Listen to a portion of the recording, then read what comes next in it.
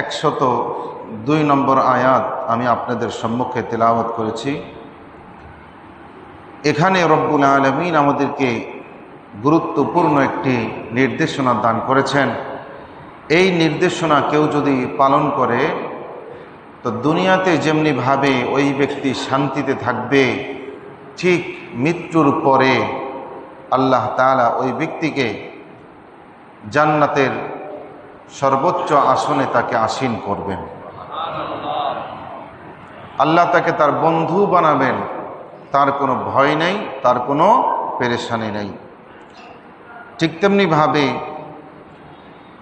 কি কাজ করলে দুনিয়াতে মুসলিম জাতি গৌরবের সাথে, সম্মানের সাথে, ইজ্জতের সাথে বসবাস করতে পারবে, সেই গ্যারান্টি, সেই প্রতিশ্রুতির কথা আল্লাহ তাআলা আমাদেরকে এই আয়াতের মধ্যে জানিয়ে দিয়েছেন। পৃথিবীতে জাতিসংঘের স্বীকৃত ধর্ম 200+, 200-র উপরে ধর্ম আছে। এটা স্বীকৃতি দিয়েছে কে? জাতিসংঘ। কিন্তু মহান রব্বুল আলামিন যিনি আসমান এবং জমিন সৃষ্টি করেছেন, কুল মাখলুকাত সৃষ্টি করেছেন, তিনি একমাত্র একটি ধর্মের সার্টিফিকেট দিয়েছে। সেই ধর্মের নাম কি?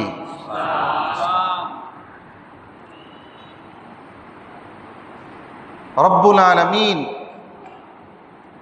এই ইসলাম ধর্মের উপর তিনি সন্তুষ্ট হয়েছেন।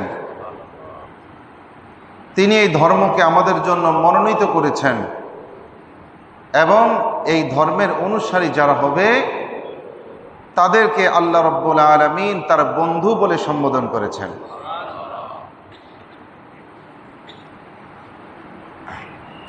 এই মুরব্বীকে কেউ বসায় দেন।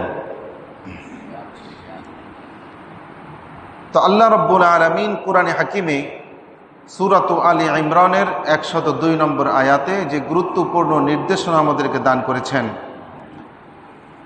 সেই নির্দেশনা আমি আপনাদেরকে তেলাওয়াত করে শোনাচ্ছি। আউযু বিল্লাহি মিনাশ শাইতানির রাজীম।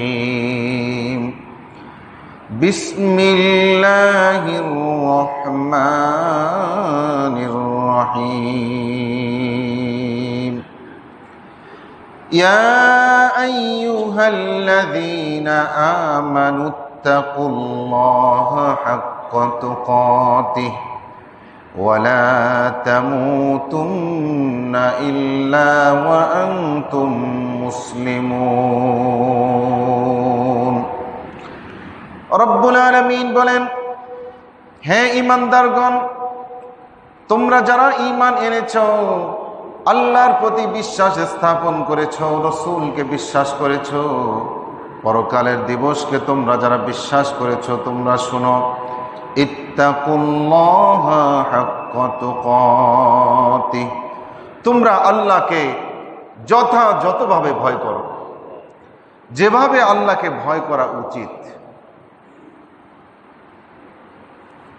দুনিয়াতে দেখা যায় যেই এরিয়ার মধ্যে সিসি ক্যামেরা লাগানো থাকে, যেই এরিয়ার মধ্যে কোনো সশস্ত্র বাহিনী অবস্থান করে, সেখানে যত দুষ্ট লোকই হোক না কেন ওই এরিয়ার মধ্যে একটু ভালো হয়ে চলার চেষ্টা করে, ঠিক কিনা? কিন্তু আমরা হলাম মুসলমান, আমরা হলাম মুমিন, আল্লাহ কেমন ভাবে বিশ্বাস করেছি। আল্লাহ রব্বুল আলামিনের যে 99টি নাম রয়েছে, সিফাতি নাম রয়েছে, সবগুলো নাম সহ আমরা আল্লাহকে বিশ্বাস স্থাপন করেছি। রব্বুল আলামিনের একটি নাম হলো সামিউন, আরেকটি নাম হলো বাসীরুন। রব্বুল আলামিন কুরআনে হাকিমে প্রায় আয়াতের শেষে আমাদেরকে জানিয়ে দিয়েছেন, ইন্নাল্লাহা সামিউন বাসীর, নিশ্চয়ই আল্লাহ সর্বশ্রোতা সর্বদ্রষ্টা। আল্লাহ সব কিছু শুনেন, চাই সেটা যত গহীন জঙ্গলের মধ্যে যত গহীন স্থানে হোক না কেন, যত সুরক্ষিত প্রাসাদ হোক না কেন, চুপি চুপি আমরা যা কিছু বলি না কেন, আমার আল্লাহ সব কিছু শুনেন। কোরআনে হাকিমে আল্লাহ তাআলা 23 জন নবী এবং রাসূলের ঘটনা আমাদেরকে অল্প অল্প করে শুনিয়েছেন ঈমান বৃদ্ধির জন্য। তার মধ্যে অন্যতম একজন নবীর নাম হলো হযরত ইউনূস আলাইহিস সালাম। কোরআনের ভাষায় যাকে জান্নুন বলা হয়েছে, অর্থাৎ মাছওয়ালা। আল্লাহ তাআলা কোনো এক কারণে তার নবীকে মাছের পেটে নিয়ে গিয়েছেন।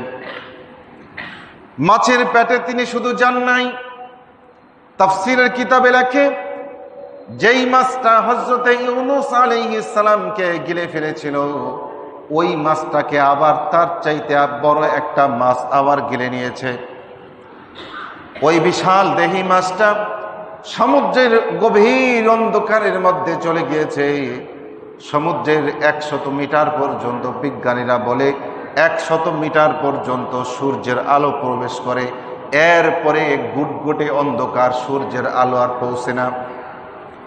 এমন কঠিন অন্ধকারের মধ্যে এক মাছের পেটের মধ্যে আরেক মাছ, তার মধ্যে হযরতে ইউনূস আলাইহিস সালাম যখন তিনি বুঝলেন আমার আর কোনো উপায় নাই, তখন তিনি একটি বাক্য বলেছিলেন, আমরা সবাই সেই বাক্যটি জানি। তিনি বলেছিলেন, লা ইলাহা ইল্লা আনতা সুবহানাকা ইন্নী কুনতু মিনাজ জালিমিন।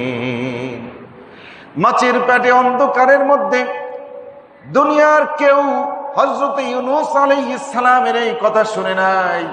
সমুদ্রের কেউ শুনে নাই, না আসমানের কেউ, না জমিনের কেউ শুনে নাই। কিন্তু আমার আল্লাহ বলে, আমার ইউনূসের সেদিনের সেই আর্তনাদ আমি আল্লাহ শ্রবণ করেছি। আমার আল্লাহ কেমন শ্রোতা! হযরতে মূসা আলাইহিস সালাম একবার এক পাহাড়ের উপর আরোহণ করলেন। হাদিসের কিতাবে চমৎকার ঘটনা আল্লাহর হাবিব আমাদেরকে বলে শোনান। পাহাড়ের উপর উঠে দেখে বিশাল বড় সুন্দর একটি পাথর। ওই পাথরের গায়ে হযরতে মূসা আলাইহিস সালাম তার লাঠি দ্বারা আঘাত করেছেন। পাথর ফেটে গিয়েছে, তার মধ্য থেকে আরো চমৎকার একটি পাথর বের হয়েছে। এভাবে পাথর ভাঙতে ভাঙতে 7টি পাথর তার মধ্য থেকে বের হয়েছে। সর্বশেষ পাথরের গায়ে যখন আঘাত করে, তখন দেখে ওই পাথরের মধ্যে একটা ছোট পোকা সবুজ একটা শস্য দানা কিংবা পাতা খাচ্ছে। হযরতে মূসা আলাইহিস সালাম আশ্চর্য হয়ে গেলেন যে এত পাথরের মধ্যে এক পাথর নয়, 2 পাথর নয়, 7টি পাথরের মধ্যে যেখানে একটি পোকা, সেখানে ওই আল্লাহ তার রিজিক দিচ্ছেন। তিনি আশ্চর্য হয়ে গেলেন। আল্লাহ বলে, মূসা রে, তুমি কি আরো আশ্চর্যের কিছু শুনতে চাও? কাহা চাই। তখন আল্লাহ পোকার জবান খুলে দিল। ওই পোকা হযরতে মূসা আলাইহিস সালামকে সালাম দিয়ে বলতেছে, মূসা রে, আমি হলাম আল্লাহ তাআলার নগণ্য একটি সৃষ্টি। এই কঠিন পাথরের মধ্যেও আমার আল্লাহ আমাকে রিজিক দেয়, এবং আমি যেই এই পাথরের মধ্যে আমি চলাফেরা করি, আমার পায়ের খসখস ছোট আওয়াজ, এই আওয়াজও আমার আল্লাহ শুনতে পান। আল্লাহ তাআলা তিনি কত বড় শুননেওয়ালা! ইন্নাল্লাহা সামি, তিনি সব কিছু শুনেন।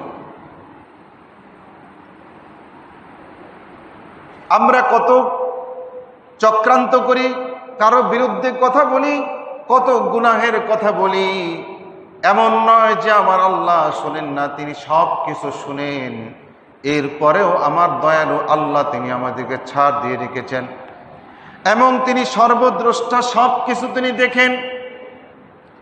দুনিয়ার সিসি ক্যামেরার একটা রেঞ্জ আছে, এর বাইরে সে দেখতে পারে না।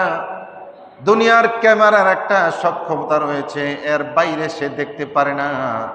কিন্তু আমার আল্লাহ এমন দ্রষ্টা, রাতের যতই অন্ধকার হোক না কেন, চাই সেটা পানির মধ্যে হোক, চাই সেটা পাথরের মধ্যে হোক, আমার আল্লাহ সব কিছু তিনি দেখতে পান, তিনি সব দেখেন। এজন্য আল্লাহ তাআলা এখানে বলেন, হাক্কা তুকাতি, যেভাবে আমাকে ভয় করা দরকার যেভাবে আমাকে ভয় করা উচিত তোমরা সেভাবে আমাকে ভয় করো। দুনিয়ার ক্যামেরাকে ভয় করো, সিসি ক্যামেরাকে ভয় করো, দুনিয়ার আইনকে ভয় করো, কিন্তু আমি আল্লাহ এর চাইতে অনেক বেশি ঊর্ধ্বে, সুতরাং আমাকে ভয় করার মতো তোমরা ভয় করো। কেউ যদি আল্লাহকে ভয় করে, হাক্কা তুকাতিহ, আল্লাহকে ভয় কেউ যদি করে, ওই ব্যক্তি দুনিয়ার আর কাউকে ভয় করা লাগবে না।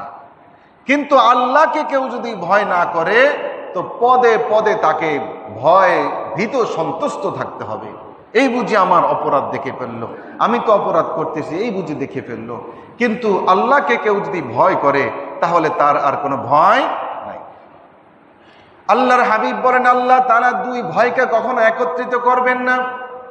কেউ যদি দুনিয়াতে আল্লাহকে ভয় করে, মৃত্যুর সঙ্গে সঙ্গে আল্লাহ তাআলা ফেরেশতা পাঠিয়ে দেন, ফেরেশতা এসে কানে কানে শুনিয়ে দেয়, লা খাউফুন আলাইহিম ওয়ালা হুম ইয়াহজানুন।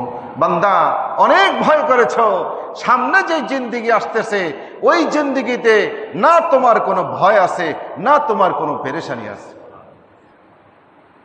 দুই ভয় কখনো একত্রিত হবে না। কেউ যদি দুনিয়াতে ভয় করে তো আখেরাতে আর কোনো ভয় নাই, না তার কবরে ভয়, না তার হাসরের মাঠে ভয়, না তার ফুলসিরাতে ভয়। আর কেউ যদি দুনিয়াতে আল্লাহকে ভয় না করে বেপরোয়া জিন্দেগি পরিচালনা করে তো তার মৃত্যুর সঙ্গে সঙ্গে মাত্র ভয় শুরু। এজন্য ভাইরা আমার, সাহাবা একরাম আল্লাহ তাআলাকে কিভাবে ভয় করত? হযরতে আবু বকর সিদ্দিক রাদিয়াল্লাহু তাআলা আনহু সমস্ত উম্মতের ঐক্যমতে আল্লাহর রাসূলের পরে, নবীদের পরে উম্মতের মধ্যে সর্বশ্রেষ্ঠ হলেন হযরতে আবু বকর সিদ্দিক রাদিয়াল্লাহু তাআলা।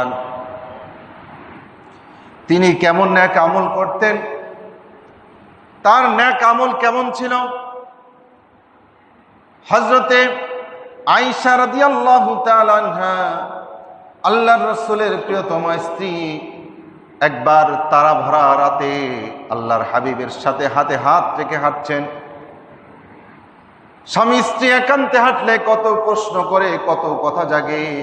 হযরতে আম্মাজান আয়েশা রাদিয়াল্লাহু তাআলা আনহা আল্লাহর রাসূলকে প্রশ্ন করে, নবীজি, আসমানে যতগুলা তারকা আছে এই পরিমাণ নেকি আপনার উম্মতের কারো আছে নাকি? আল্লাহর হাবিব বলেন, আয়েশা আছে।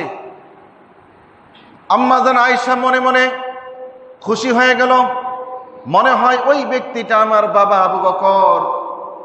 কিন্তু আম্মাজান আয়েশার এই ধারণাকে ভুল প্রমাণিত করে আল্লাহর হাবিব বললেন, আয়েশা রে, আসমানে যেই পরিমাণ তারকা এমন অগণিত নেকি হলো আমার বন্ধু হযরতে ওমরে ফারুক রাদিয়াল্লাহু তাআলা আনহু। আম্মাজান আয়েশার মনটা একটু বেজার হয়ে গেল। কি বলেন? স্ত্রীর কাছে যদি বাপের বাড়ির প্রশংসা করা হয়, কি বলেন, আর কিছু লাগবে না। আর যদি বাপের বাড়ির একটু দুর্নাম স্ত্রীর কাছে করা যায়, সংসারে আগুন লাগানোর জন্য আর মেজবাতি দিয়াস লাইট কিছু প্রয়োজন, কি বলেন, ঠিক কিনা?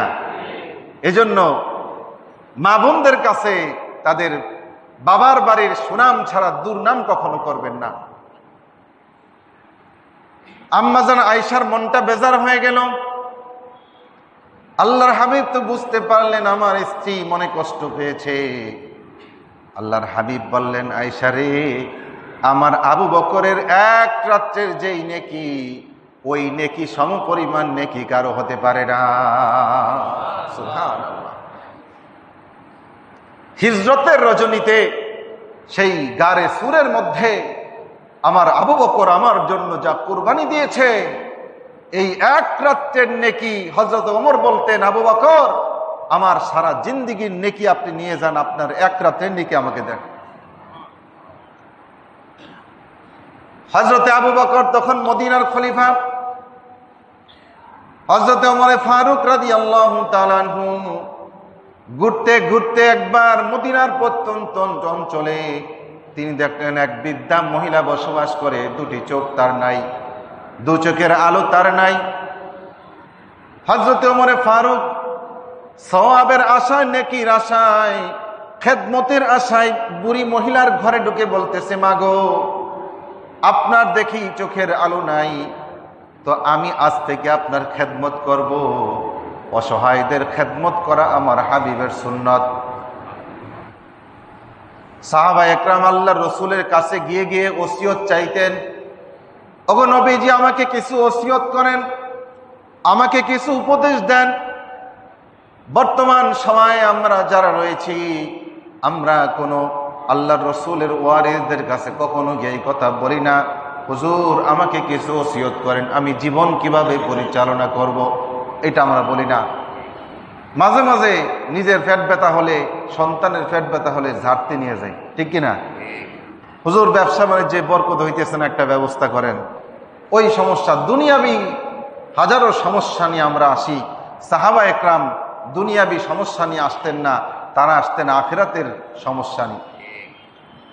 কোন পথে চললে নেকি পাওয়া যাবে, কোন পথে চললে আল্লাহর রেজামন্দি, আল্লাহর সন্তুষ্টি পাওয়া যাবে, সেই পথগুলো আল্লাহর হাবিবের কাছে এসে বলতেন, ইয়া রাসূলুল্লাহ আউসিনি, আমাকে কেউ ওসিয়ত করেন। তো হযরতে ওমরে ফারুক রাদিয়াল্লাহু তাআলা আনহু, আল্লাহর রাসূলের এমন একটা ওসিয়ত, অসহায় ব্যক্তিদের খেদমত করা। হযরতে ওমরে ফারুক বৃদ্ধার ঘরে গিয়ে বলতেছে, মাগো আজ থেকে আমি আপনার খেদমত করতে চাই। বৃদ্ধা মহিলা বলল, বাবা তুমি কে আমি জানি না, কিন্তু প্রতিদিন সকালবেলা একজন ব্যক্তি এসে আমার সারাদিনের কাজকর্ম করে দিয়ে যায়, আমার পুরাতন পোশাকগুলো ধুয়ে দিয়ে যায়, নতুন পোশাক পরিয়ে যায়, নিজ হাতে আমাকে খাবার খাইয়ে যায়। হযরত ওমর ফারুক চিন্তা করল যে না না, এই সুযোগ অন্য কাউকে দেওয়া যাবে না, আগামীকাল থেকে আমি ওমর নিজ হাতে এই দায়িত্বটা পালন করব। পরের দিন আরো ভোরবেলা গিয়েছে, গিয়ে দেখে বৃদ্ধা মহিলার ঘরটা পরিপাটি করে সাজানো, ওই গোপন ব্যক্তি আগেই তার কাজগুলো সমাধা করে চলে গিয়েছে। এভাবে পরের দিন আরো তাড়াতাড়ি গেল, কিন্তু আজকেও পেল না। কয়েকদিন চেষ্টার পরে হযরতে ওমর ফারুক বলতেছে, না না, আমার খেদমত করার দরকার নাই, আমি দেখতে চাই আল্লাহর সেই বান্দাটাকে। এই নিয়তে তিনি এশারের পরে আর বাড়ি যান নাই, ঝোপঝাড়ের মধ্যে গোপনে লুকিয়েছিলেন। হঠাৎ তিনি অর্ধ রজনী যাওয়ার পরে তাহাজ্জুদের সময় দেখে আল্লাহর একজন বান্দা রাত্রিবেলাও চাদর মুড়া দিয়া বুড়ির ঘরের দিকে যাচ্ছে। ঘরে ঢুকে বৃদ্ধা মহিলার সব কাজকর্ম খেদমত আঞ্জাম দিয়ে আবার চাদর মুড়ে দিয়ে চলে যায়। দিনের বেলা নয়, রাতের বেলাও তাকে যাতে কেউ না দেখে, এজন্য চাদরটা মুড়া দিয়ে আস্তে করে চলে যায়।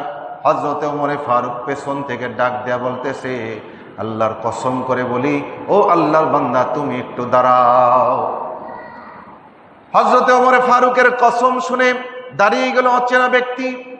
ওমর ফারুক সামনে এসে ঘুমটাটা নিজ হাতে খুলে দেখে আর কেউ নয়, হযরতে আবু বকর সিদ্দিক রাদিয়াল্লাহু আনহু সেখানে দাঁড়ানো। এত নেকি, এর পরেও তারা কিভাবে নেকি অর্জন করতেন, কিভাবে আল্লাহর সন্তুষ্টি তালাশ করতেন। এই হযরতে আবু বকরের ঘটনা হাদিসের কিতাবে এসেছে। তিনি মাঝে মাঝে বন জঙ্গলে গিয়ে গাছগুলোকে সম্বোধন করে বলতো, হায়রে গাছ, তোরা কতই না উত্তম, তোদেরকে কেউ কেটে ফেলবে আর কেউ চিরে আগুনের মধ্যে জ্বালায় শেষ করে দিবে, তোদের কোনো হিসাব কিতাব নাই। হায় আমি আবু বকর যদি মানুষ না হয়ে তোদের মতো গাছ হয়ে জন্মাতাম। আল্লাহকে কিভাবে তারা ভয় করত। কখনো মা তৃণলতাকে বলতো, এই রে তৃণলতা, তোদেরকে কোনো একটা পশু এসে খেয়ে শেষ করে ফেলবে আর তোদের কোনো হিসাব কিতাব নাই। কিন্তু আমি আবু বকর তো এমন হতে পারলাম না, আমি আবু বকর তো হিসাবের কাঠ করা আমাকে দাঁড়াতে হবে। অথচ আমরা দিন রাত 24 ঘন্টা পলকে পলকে প্রতিটা মুহূর্তে আল্লাহ তাআলার নাফরমানি করি, এরপরেও আমাদের মধ্যে কোনো ভয় নাই। আমাদের কোনো হিসাবের ভয় নাই, আল্লাহ তাআলার সামনে দণ্ডায়মান হওয়ার কোনো ভয় নাই। এজন্য আল্লাহ তাআলা আমাদেরকে সরলতার সফলতার পথ প্রদর্শন করে সূরাত আল ইমরানের 102 নম্বর আয়াতে বলে, ইয়া আইয়ুহাল্লাযীনা আমানুত্তাকুল্লাহ হাক্কা তুকাতিহ, হে ঈমানদারগণ, আল্লাহকে যেভাবে ভয় করা উচিত তোমরা ঠিক সেভাবে ভয় করো। ওয়ালা তামুতুন্না ইল্লা ওয়া আনতুম মুসলিমুন। দ্বিতীয় নম্বরের বাণী হলো, খবরদার খবরদার, মুসলমান না হয়ে কিন্তু তোমরা মৃত্যুবরণ করো না। আল্লাহ তাআলা এখানে সম্বোধন করেছেন ইয়া আইয়ুহাল্লাযীনা আমানু, ঈমানদারদেরকে সম্বোধন করে বলতেছে মুসলমান না হয়ে ইন্তিকাল করো না। আল্লাহ কিন্তু এখানে কোনো কাফেরকে বলে নাই, কোনো বেদিনকে বলে নাই, কোনো নাস্তিক মুরতাদকে বলে নাই, বরঞ্চ যারা ঈমান এনেছে তাদেরকে সম্বোধন করে বলতেছে খবরদার, ঈমান এনেছো এটাই যথেষ্ট নয়, মুসলমান তোমাকে হতে হবে এবং মুসলমানিত্ব অবস্থায় তোমার মৃত্যুবরণ করা লাগবে। তাহলে বোঝা গেল যে মুমিন হলেই মুসলমান হওয়া যায় না। শুধুমাত্র ঈমান আনলাম আল্লাহর প্রতি, রসুলের প্রতি, আখিরাতের দিবসের প্রতি, ঈমান আনলাম এতেই আমি মুসলমান হয়ে গেলাম না, আমাকে মুসলমানিত্ব অর্জন করতে হবে। যদি ঈমান আনলি মুক্তি পাওয়া যেত তাহলে সাহাবায়ে কেরাম শুধু ঈমান এনে ঘরের মধ্যে বসে থাকতো, কিন্তু আমরা তাদের জীবনের দিকে যদি তাকাই তো দেখি তারা ঈমান আনার পরে শুধু ঈমান নিয়ে ঘরে বসে থাকে নাই, মুসলমান হওয়ার জন্য সারাটা জীবন তারা সংগ্রাম করে গিয়েছে, তারা মুসলমান হয়েছে।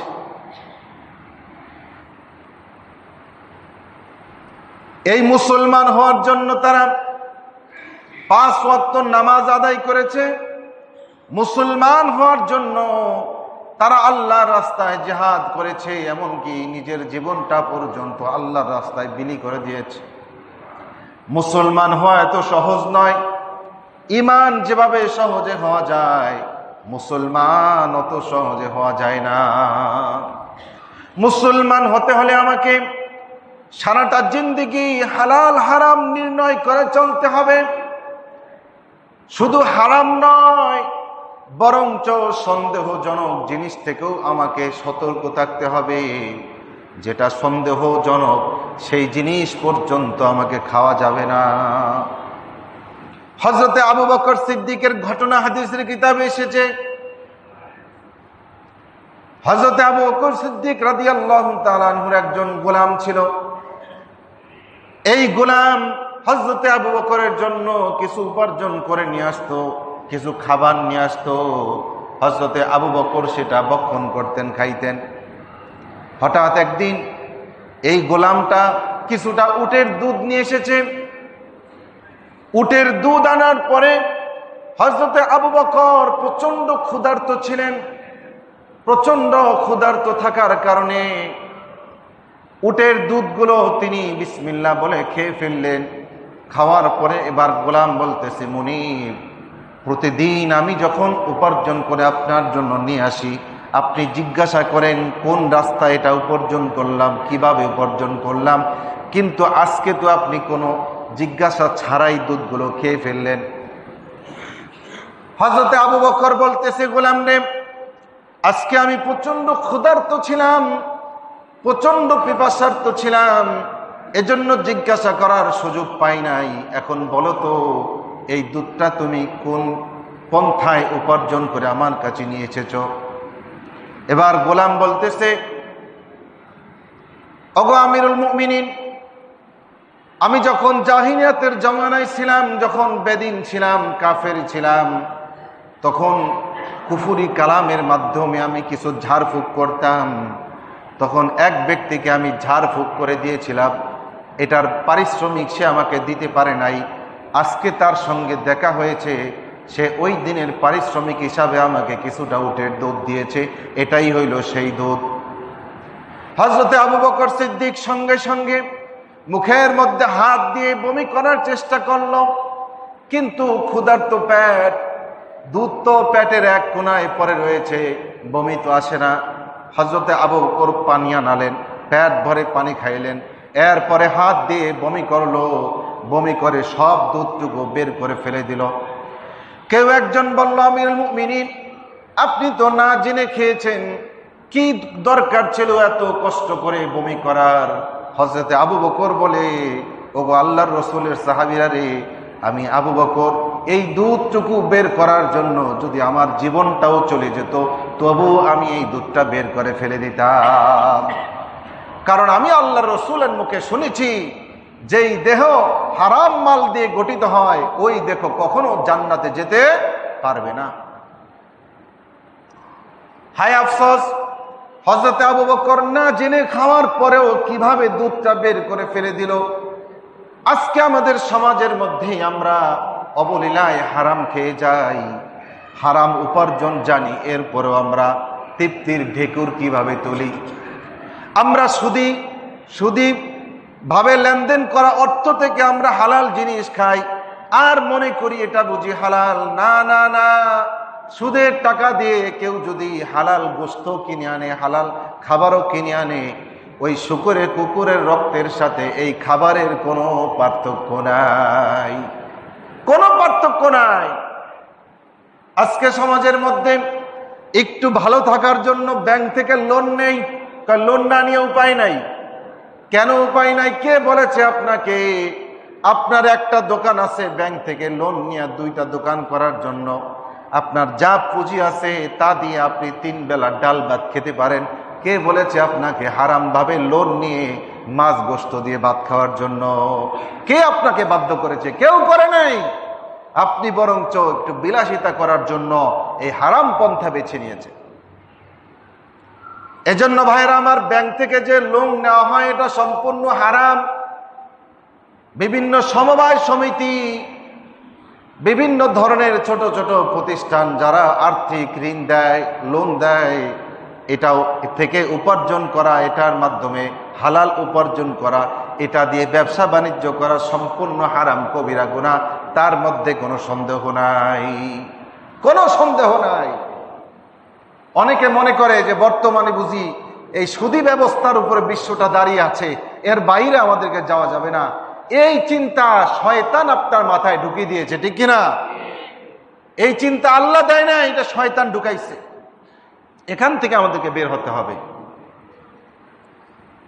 সাহাবা একরাম, তাদের যে সোনালী যুগ ছিল, তারা যেভাবে দুনিয়ার মধ্যে চলে গিয়েছেন, বর্তমানে আমরা যেভাবে আছি এর চাইতে কোটি কোটি গুণ সুখে শান্তিতে তারা চলে গিয়েছে।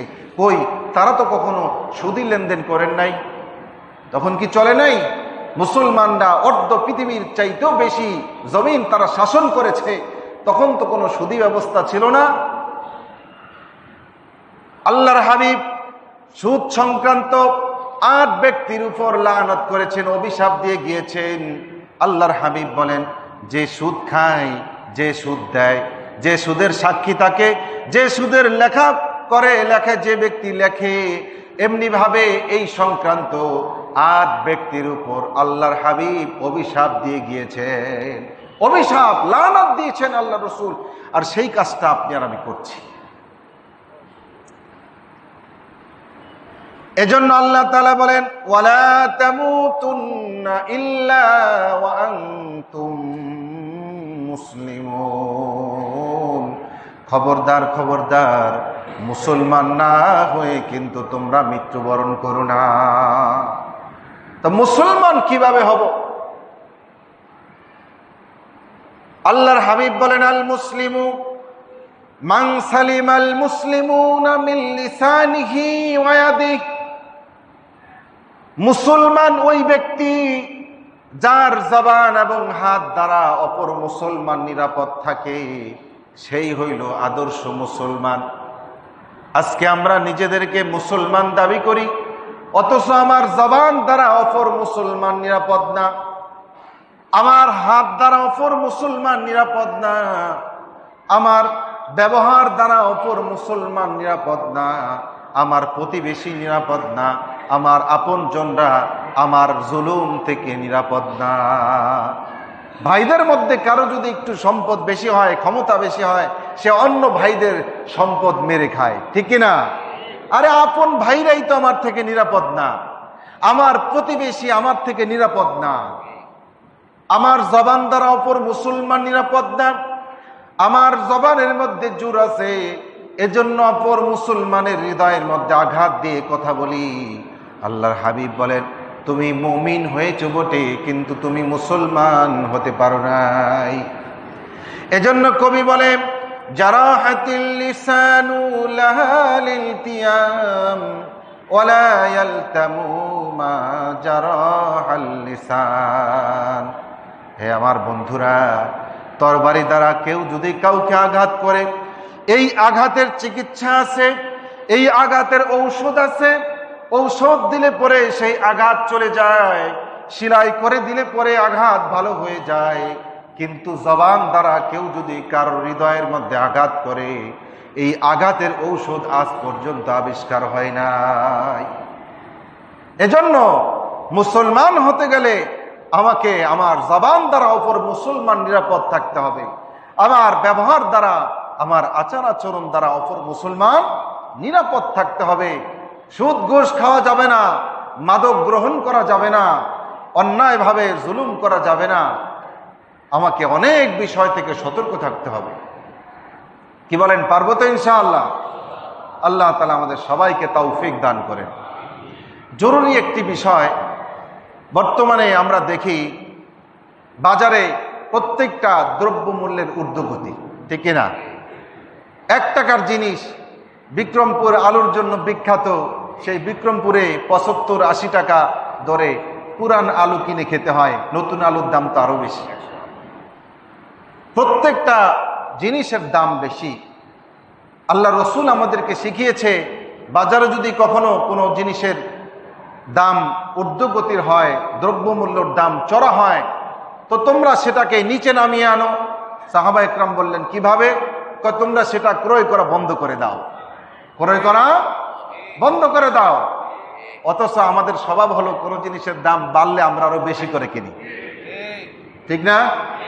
কয়েক বছর আগে গুজব উঠছে যে লবণের দাম 400 টাকা কেজি না কয় টাকা কেজি হয়ে গেছে। হ্যাঁ, সব দোকানের লবণ শেষ নাই।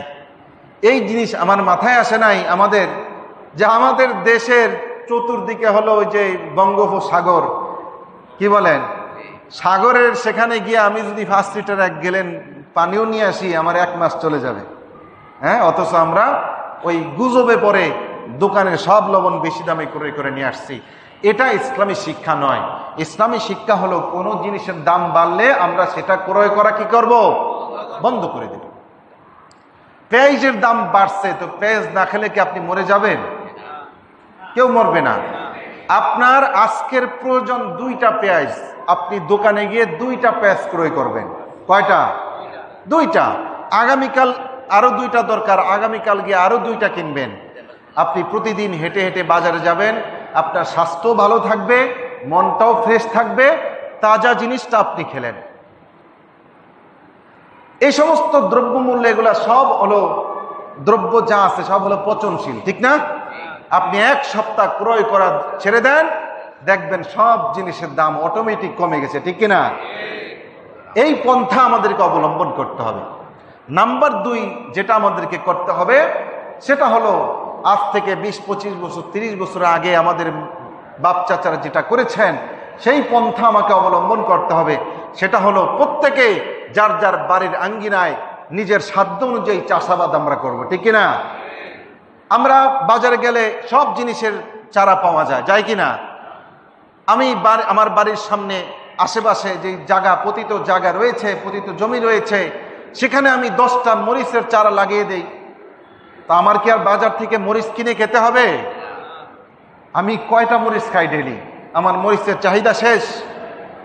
আমার অল্প একটু জায়গা আছে, আমি কিছুটা পেঁয়াজের চাষাবাদ করি, আমি এরকম 2-4টা বেগুন চারা, 2-4টা এরকম লাউয়ের চারা, সিমের চারা আমি লাগিয়ে দেই। তাইলে তো বাজারে যাওয়া লাগে না। সবাই যদি এভাবে চাষাবাদ করে, তাহলে সব জিনিসের দাম কমবে না বাড়বে? কমবে। এই পন্থা আমরা অবলম্বন না করে শুধু ওই অমুকে সিন্ডিকেট করছে, অমুকে সেটা করছে, অমুকে সেটা করছে, বাবা যে যা করে করুক, আপনি স্বনির্ভর হন। দেখেন হাদিস আসছে, পৃথিবী যত তার শেষ দিকে যাবে তো এরকম সব জিনিসের দাম বাড়তে থাকবে, ঊর্ধ্বমূল্যের হবে সব জিনিস। তো এখান থেকে যদি আপনি পরিত্রাণ পেতে চান, তাহলে আপনাকে আমাকে কি করতে হবে? চাষাবাদ করতে হবে। আল্লাহর হাবিব শিখিয়েছে যে ওই ব্যক্তি তখন সবচাইতে ভালো থাকবে যে নাকি এক পাল ছাগল নিয়ে পাহাড়ের চূড়ায় চলে যায়, সেখানে গিয়ে সে একাকী জীবন যাপন করে। এখন ছাগল নিয়ে পাহাড়ে যাবে এই সামর্থ্য তো সবার নাই, আর আমাদের দেশে এই অঞ্চলে তো পাহাড়ও নাই, আমরা কিভাবে যাব?